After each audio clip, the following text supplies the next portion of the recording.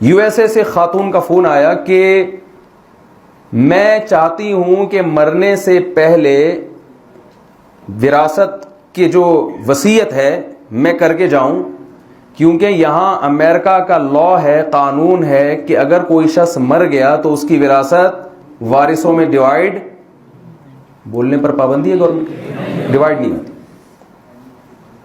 البتہ آپ اگر پہلے سے وصیت کر دیں تو وہ آپ کی وصیت کے مطابق۔ تو انہوں نے کہا میں لکھوانا چاہتی ہوں وصیت، اور لائر سے پھر میں اس کو ایک قانونی حیثیت دلوا کے، تاکہ ایک قانون کا حصہ بن جائے۔ وہ مجھ سے انہوں نے پوچھا جی میرے یہ وارث ہیں، یہ یوں ہیں فلانا ہے۔ مجھے یہ تو پتا تھا شوہر تو مر ہی گئے ہوں گے، کیونکہ ہوتا یہ ہے کہ 99% شوہروں کے پہلے مرنے کا ریشو ہمارے ہاں چل رہا ہے۔ واللہ عالم اس کی کیا وجوہات ہوتی ہیں۔ اب آپ سوچو جو 3 یا 4 کرے گا وہ کتنے پہلے مرے گا، جو 1 کرے گا وہ جلدی مرتا ہے۔ ایک اکثر میں دلچسپ واقعہ لوگوں کو سناتا ہوں۔ ایک خاتون آئی، ایک صاحب آئے اپنی والدہ کو لے کے۔ ماں کا بڑا حق ہوتا ہے، لیکن وہ بیچاری تھوڑی سی ذرا زیادہ سختی کر رہی تھی اولاد پر، تو مجھے اپنی والدہ کو لائے کہ ان کو سمجھائیں آپ، میری والدہ ہیں یہ بہت زیادہ اولاد پہ سختی کر رہی ہیں، بہت زیادہ ذرا زبان والدہ کی تیز ہے، تو تھوڑا سا سمجھا دیں۔ تو والدہ کو لائے تو اب وہ بولے جا رہی ہیں، مجھے بولنے ہی نہیں دے رہی ہیں۔ مجھے اندازہ ہو گیا ان کے شوہر کا انا للہ ہو چکا ہوگا، کیونکہ اگر میں مزید آدھا گھنٹہ بیٹھ گیا تو میں ڈپریشن سے مر جاؤں گا، تو ان کے شوہر کیسے برداشت کر رہے ہوں گے۔ تو میں نے ویسے ہی، مجھے یقین تھا کہ شوہر مر چکے ہوں گے اب تک، میں نے ویسے ہی پوچھ لیا آپ کے شوہر کا انتقال کب ہوا؟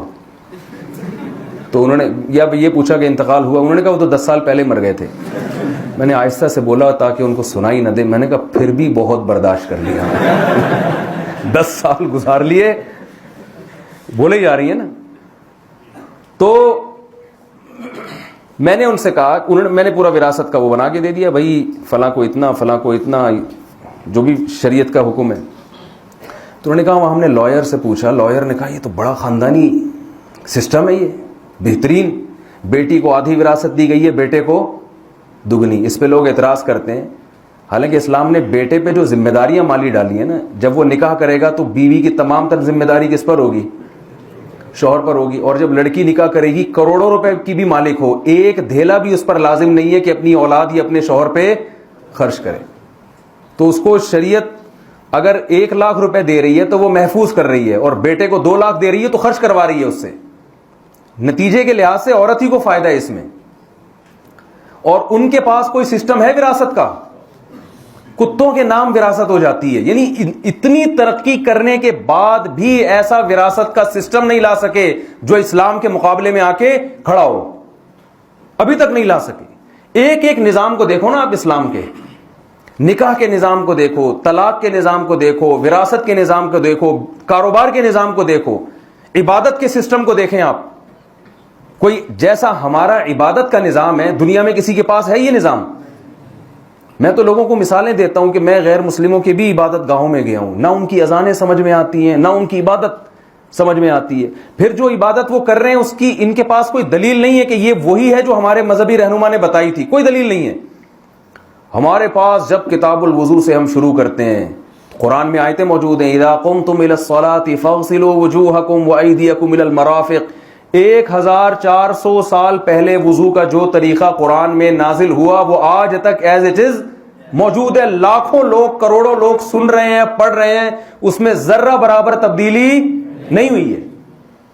زکوٰۃ کا نظام، رمضان کی جب یہ آیتیں نازل ہوئی، شہر فمن شہد منکم الشہر فلیصم، جو رمضان کا مہینہ پائے گا وہ روزے رکھے گا۔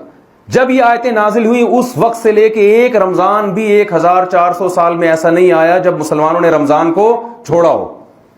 عیسائیوں سے پوچھیں، 99% عیسائیوں کو نہیں پتا ہمارے روزے کب ہوتے ہیں، یہودیوں کو نہیں پتا ہمارے روزے کب ہوتے ہیں۔ تو عبادت کا نظام دیا، ایسا نظام کہ اس سے بہتر نظام ہو نہیں سکتا۔ معاملات کا نظام دیا، معاملات میں 2 قسمیں، ایک معاملات وہ ہوتے ہیں جن کو کاروباری لین دین کہا جاتا ہے۔ آپ کو پتا ہے کہ اسلامک فائننس تو آپ نے دنیا میں سنی ہوگی، یہودی فائننس، عیسائی فائننس، ہندو فائننس، سنی آپ نے کوئی؟ میرے خیال ہے بعض لوگوں نے سنی ہے، شاید کوئی سنی آپ نے؟ نہیں ہے ہی نہیں، کچھ ہے ہی نہیں ان کے پاس۔ اسلامک فائنینس باقاعدہ پڑھائی جاتی ہے. اسلام کس طریقے سے انویسٹمنٹ کی آپ کو اجازت دیتا ہے, کیا حکام ہے اس کے. یہ اسلامک فائنینس کا نظام پیش کس نے کیا؟ محمد صلی اللہ علیہ وسلم نے, اور بہت سادہ طریقے سے پیش کیا ہے, بہت سادہ. پھر فقہاء اس کی تفصیل بیان کرتے کرتے یونیورسٹیوں میں پورے نصاب بن چکے ہیں اب اس پہ. معاملات میں کاروباری لین دین, پھر انسانوں سے ریلیشن. غیر مسلموں کے ہاں ریلیشن بس RELATION تک رہ گیا ہے, وہ اسپیلنگ یاد کرا دیتے ہیں. ریلیشن ان کے ہاں کسٹمر کے ساتھ تو ہے کاروباری, یہاں تک کہ ٹیچر اور اسٹوڈنٹ کا جو ریلیشن ہے نا وہ بھی ختم ہو گیا ہے. یعنی باپ اور بیٹے کا تو دور کی بات, بھائی آہستہ آہستہ ریلیشن ختم ہوتا ہے نا, تو ہوتے ہوتے ہوتے ہوتے ایک ریلیشن رہ گیا, گرل فرینڈ اور بوائے فرینڈ. بس یہ ہوس سے شروع ہو کے کہاں ختم ہوتا ہے؟ ہوس پہ, اور کوئی ریلیشن نہیں ہے. لوگ مجھے بہت تعریفیں کرتے ہیں, یار گورے اتنے اچھے. میں نے کہا اتنے اچھے ہیں تو باپ کو اولڈ ہاؤس میں کیوں جمع کراتے ہو بھائی؟ یار سب سے پہلے تو انسان اپنے باپ کے ساتھ اچھا ہوتا ہے, دوستوں کے ساتھ, کسٹمر کے ساتھ تو بعد میں. یہ ایئر ہوسٹس کے اخلاق ہیں. دیکھو ایک محلے میں آپ کے ہاں کوئی خاتون رہتی ہوں, کوئی بھی چھڑے تھپڑ مار دیتی ہوں وہ نا کھینچ کے, آپ کو لگے گا بڑی بد اخلاق ہے. لیکن جب آپ ایئر ہوسٹس سے تھوڑا سی بدتمیزی بھی کرتے ہو تو ایکسکیوز می کر کے پتلی گلی سے بولو نا بھائی, نکل گیا. تو آپ کو کیا خیال ہے کہ ایئر ہوسٹس کے اخلاق اچھے ہوتے ہیں؟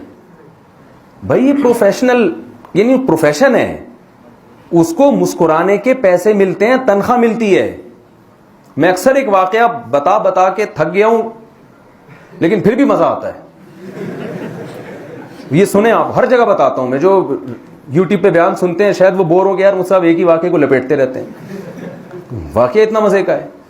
ہمارے پاس کینیڈا سے ایک صاحب کا فون آیا, مفتی صاحب میرے اللہ ان کو جزائے خیر دے, انہوں نے مجھے کینیڈا سے یہ واقعہ سنا کے لوگوں کو بہت فائدہ پہنچا دیا. اس کلچر کو سمجھانے میں مجھے مدد مل رہی ہے.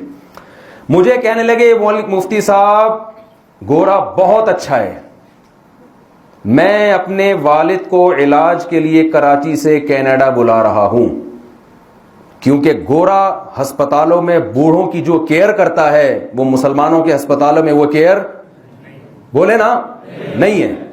بہت اچھا ہے گورا. اور آپ ہمیں کہتے رہتے ہیں گوروں میں کوئی خوبی نہیں ہے. میں نے کہا نہیں, ایک تو خوبی نظر آ رہی ہے, وہ گورے ہیں بھائی, یہ تو بہت بڑی خوبی ہے. یہ تو ایسی جو سامنے نظر آ رہی ہے, اور بھی خوبیاں ہیں, میں منکر نہیں ہوں کہ ساری چیزیں ہی غلط ہیں, لیکن کچھ چیزیں ہمیں لگتی ہیں اچھی, جب آپ اس کی تہ میں جاؤ گے تو اس کی بیس اچھی نہیں ہوتی.